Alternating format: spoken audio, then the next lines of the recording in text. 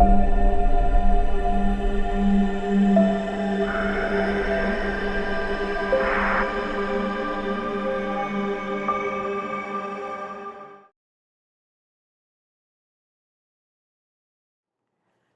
my name is Muhammad Yunus. I am a stand-up motivator. I mix two strengths of mine, humor and motivating others to light up rooms. I am a CEO of a company called Institute of Skills, which is based out of Bangalore. I have in fact dedicated my entire life for the youth. Student development is my one true passion, exploring and harnessing the untapped potential of young India. I consider myself as a patriot because I truly believe that in order for us to fix the future of this country, we need to focus on the future of this country, which is the youth. This talk is for everyone who went to school. Just like how the theme of this TED Talk is Unalom, I want to take you through a short journey of introspection and enlightenment, talking about the twists and turns your education has had on your life. No matter how old we might get, no matter where we might have studied, if there's one place that we will always have a soft corner for are our schools. It is that one place where we truly learned what love and hate really meant, whether it was about subjects, teachers, relationships, or life in general. If you look more closely, whatever schools did to us, did they actually make us fall in love with the one person that mattered the most, ourselves? Because if you look at what schools did, for schools, even today, success means marks. If you get good marks, high scores, you're destined for a bright future. If you get low marks, that means you're doomed for failure. The very naive idea of success is what we took from our schools. Unfortunately, the one place that had to teach us how to think told us what to think. Curiosity might have killed the cat, but schools killed our curiosity. Am I blaming our teachers for that? No, because unfortunately, even they are a product of the same school system in which we studied.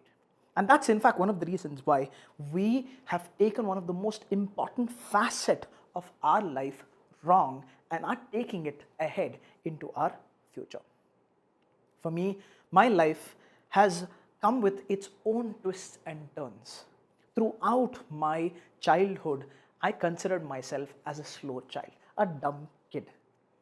My school was a struggle. That's in fact one of the reasons why I might not have a lot of fond memories about school. Lack of faith on me when it comes to my educational abilities of teachers was heartbreaking enough. But with all the love and affection my parents had towards me, even their shaky beliefs made me doubt my own self. That's one of the reasons why I pass school more like an average kid, just to get through. And that's exactly what I did. In a country where scope has more value than hope, people usually follow scope a lot more than hope. I did exactly the same. For my undergraduation, I pursued a degree which had more scope than any hope or faith that I must have had. I remember how throughout my school life, if there was one subject that I really loved, at least when I finished my school, was biology. Not for the right reasons, because I liked biology because the teacher was very, very kind, very nice. She was an amazing human being. That made me have more inclination towards biology. But when I wanted to pursue biology, my father, in all his good intentions, said, no. In today's time, computer has a lot more scope, so I want you to go join that. What did I do? I followed. A degree where I saw absolutely no hope. I was so lost in life that that entire frustration of doing that course led to entertainment. I became the class clown. That blankness that I went throughout those classrooms without understanding anything led to curiosity, which led to self-help. When I finished my undergraduation, I went like a tide, following a course which is probably the world's favorite or India's favorite course, the fancy MBA. I was in fact running away from everything that I was scared of. Even in MBA, the same thing happened. People said there was a lot of scope in finance. Instead, what did I do? I knew I was scared of numbers. That's one of the reasons why I ran away from finance and went towards HR. I was running away from what I did not want rather than looking at what I really wanted from my life. Now, when I look back, obviously, a lot of what happened in my life was a sweet accident. That one self-confessed introvert is standing in front of you as an extrovert. That one dumb kid who lacked pretty much every educational ability today is an avid reader, is a very, very curious soul. Let's come to colleges, because that's where a lot of my focus is. Colleges and companies, because I do a lot of coaching on career.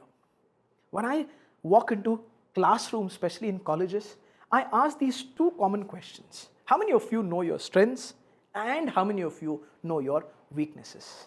Unfortunately, few number of hands go up when I talk about strengths, when I ask for strengths, and a lot many number of hands go up when I talk about weaknesses or when I ask about weaknesses.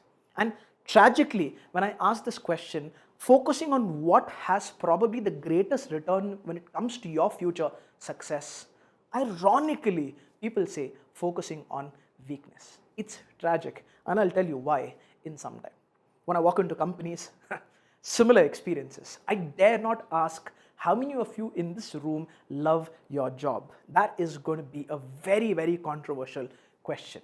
That's in fact one of the reasons why I try to get the answers by asking what will make you love your job and what makes you love your job. Again, people give me abilities, and that's where a lot of the focus is.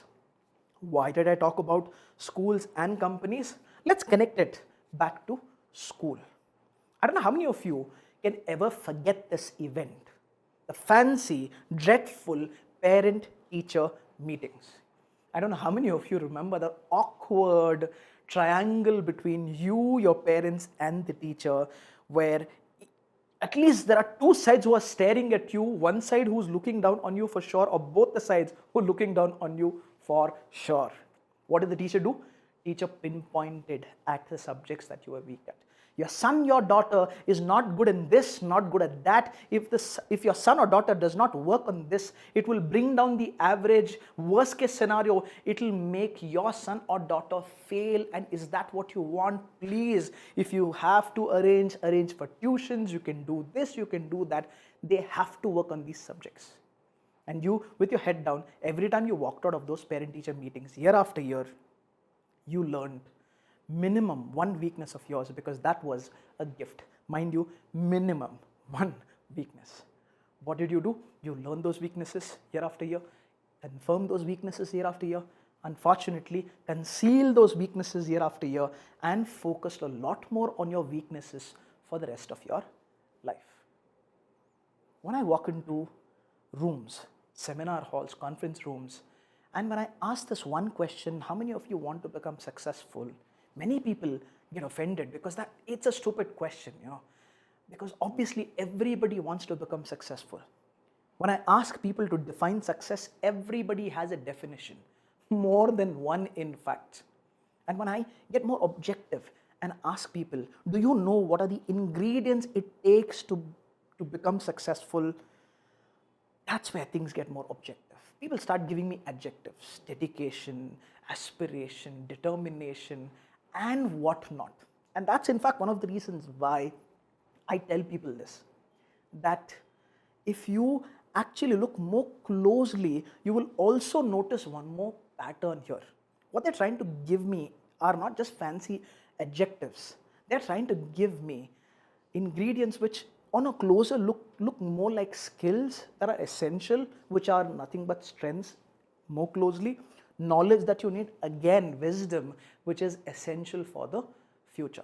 And when I ask people who are super enthusiastic about giving all of these answers, okay, fine, now that you've told me what all is necessary for anybody to become successful, have you asked this question to yourself, do you have them or not? That's when the room gets a little more tensed, because a lot many people look here, there, wondering, okay, who has it? Because I don't have it all. I strongly believe in this. If I have a prayer to God every single day, the prayer is, God, we need a strength revolution. And it's not just God who can help, it's schools who need to focus on this. Because instead of moving from that traditional mindset of only focusing on weaknesses, schools should start looking at qualities that are good in an individual to harness as well as develop those qualities. To move away from that traditional criticism mindset, schools and teachers have to start looking at what's good in the kids, complement that good a lot more than before. Now, the vast majority of you who are listening to me obviously have passed your schools. The fact that you're a little late and you've passed school, are you doomed for failure? No, absolutely not. Because if there's one activity that I have for all of you today, hopefully after this talk, before the end of this day, I want you to make a list of your strengths. Mind you, these are nothing but your building blocks. I don't want you to judge yourself at all about it. Remember, every one of us has strengths. It's just that we are not aware of all of those strengths. For you to get those strengths, be non-judgmental. List down all of your strengths, the abilities that you feel you're good at. If you find it difficult, go and ask your closer circle. Friends, family who you believe, who you trust, can give you a long list, a surprising long list. Unfortunately, a lot of times we ourselves are not able to see a lot of our strengths that other people can actually even see. Now, what do those strengths become? Those strengths become a building block for one factor. It's these ingredients that put together that give us opportunities which can be looked at in terms of career, passion projects, gigs. In fact, it is these opportunities that you can go and pursue in your future in order for us to look at a successful life. I always believe in this, that life does not happen. We have to make it happen. Same way, just listing your strengths does not do any wonders. It's a good news if you know your strengths. But if you don't know how to put them together and get those opportunities which are so instrumental for your future success, it's of no use. I constantly give people this example. Just like how any dish, especially a favorite dish, needs ingredients, your future opportunities need ingredients. And those ingredients are your strengths. A lot of times our strengths are hidden behind our weaknesses. That's why instead of obsessing about weaknesses, work on them, because you never know, it might extend your strength list. A lot of times what we focus on is what we get. Our weaknesses help us evade disasters. Our strengths help us elevate to a new level of excellence. I believe in this, that if students walk out of schools knowing their strengths, I will consider that as one of the most remarkable early victories, so that they can walk into colleges, choose courses that shape into what is nothing but their qualities, so that they can develop those qualities for future, so that they can graduate from college with a career plan that fully utilizes their strengths, where they can go look at jobs that they love and thoroughly enjoy doing. Similarly, you who are listening to me right now, identify that need for strengths more than weaknesses, and look at that straight line like in Ololum, to utilize them, to explore opportunities that you will look at largely in terms of a happy, fulfilling life. Choosing careers that you're going to celebrate for the rest of your life. Call me a dreamer, but just like how Martin Luther King Jr. had a dream, even I have a dream. My dream is that one day, hopefully, the world will rise to its true potential and meaning. A world where people will celebrate their careers based on abilities that they thoroughly enjoy doing. A world where people will have broader smiles when you say happy Monday rather than happy weekend. I want you to think about that. Thank you.